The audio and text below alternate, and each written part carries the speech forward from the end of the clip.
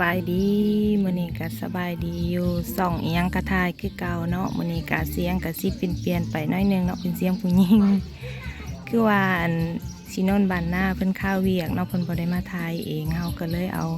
มาถ่ายให้พี่ให้น้องเบิ่งเนาะมื้อนี้ก็เป็นงานแต่งของอันบ่าวไทยสาวลาวเนาะเพิ่นกำลังแห่เคยมาตอนนี้ก็ดีพาพี่พาน้องมาเบิ่งงานแต่งทางฝั่งลาวเนาะสาวลาวบ่าวไทยเพิ่นกำลังแห่เคยมาไก่สิฮอดเฮือนเจ้าสาวเลยล่ะคือเงียบแถวว่าเจ้าบ่าวนี่เพิ่นบ่ได้เปิดเพลงหรือว่าอีหยังเนาะเพิ่นกำลังแห่เคยมานะ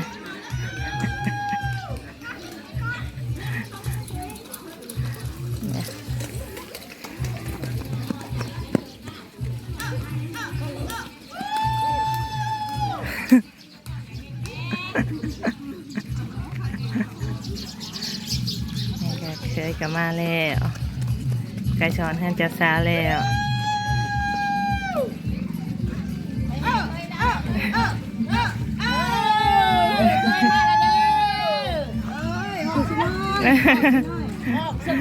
โอ้จะเล่นโหที่น้อยนะแท้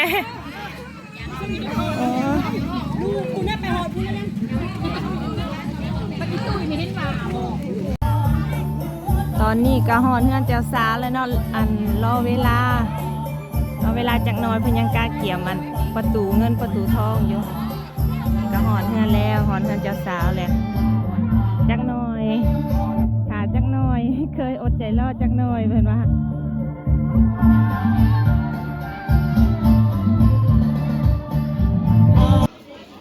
ก็เงียบจักหน่อยรอเปิดเพลงบัดเคยมาหอดก่อนเย็นหูจักหน่อยนึงอันนี้เคยกระถ่ายทางพวงยังรอเวลาดีเพิ่งของผู้ใหญ่เพิ่นประตูเงินประตูทองเฮาก็มีอยู่ยัง2 หรือ 3ประตูนี่แหละ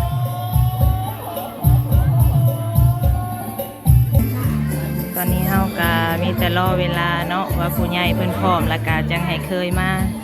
ก็เป็นบรรยากาศของงาน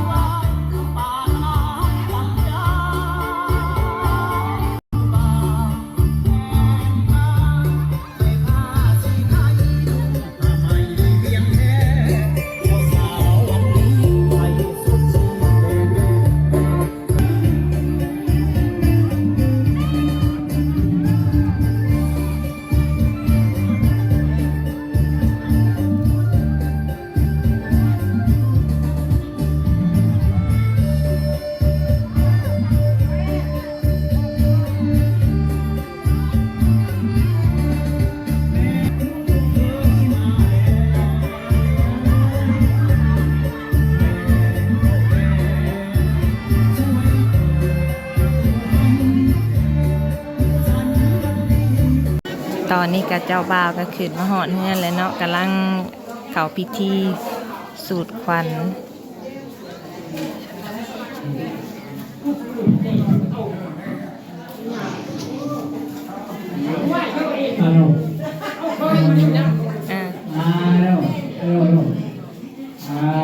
เข้าเบิ่งห้องเพิ่นกัน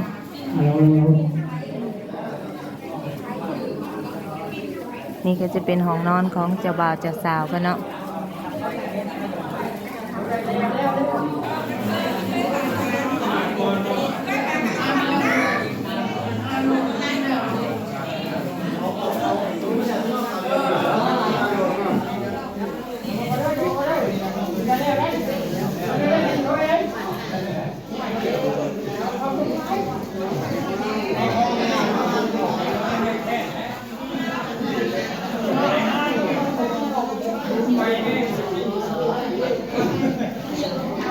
ตอนนี้เพิ่นก็ป้อนไข่เรียบร้อยแล้วเนาะแล้วเพิ่นก็กำลังนับเงินอยู่เป็นค่าดอกหรือว่าค่าสินสอดเนาะทั้งฝั่งลาวเอิ้นว่าค่าดอกฝั่งไทยเอิ้นว่าค่าสินสอดเนาะค่าสินสอดของสาวลาวบ่าวไทยก็เป็นมีเท่าใดเด้มีแต่เงินใบพันเนาะเป็นเงินไทยค่าสินสอดของเพิ่นกา100,000 บาท100,000 บาทแล้วมีตอนนี้กาจะบ่าวจะสาวกระสูดควันเรียบร้อยแล้วเนาะแล้วเฮากะสิเข้าไปผูกแขนให้เพิ่นก่อนบัดนี้อันเขา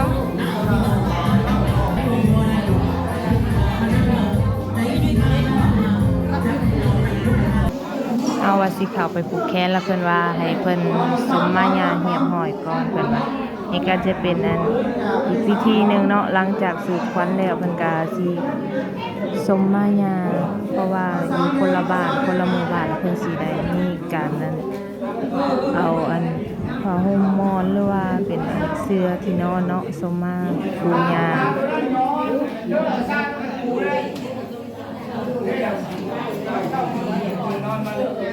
ข้าวสารตอนพระ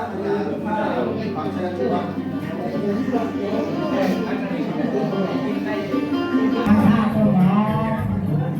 ขอนอบน้อมเอเจ้าเอสาขอกรรมาบิดามารดาก่อนเถิดไปได้ไปภาคนา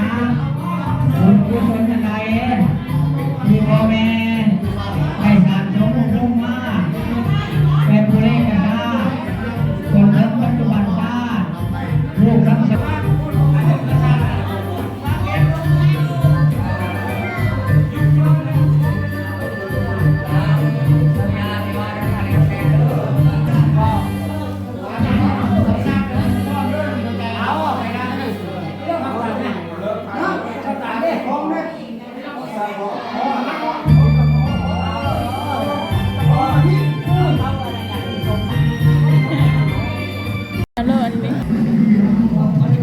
น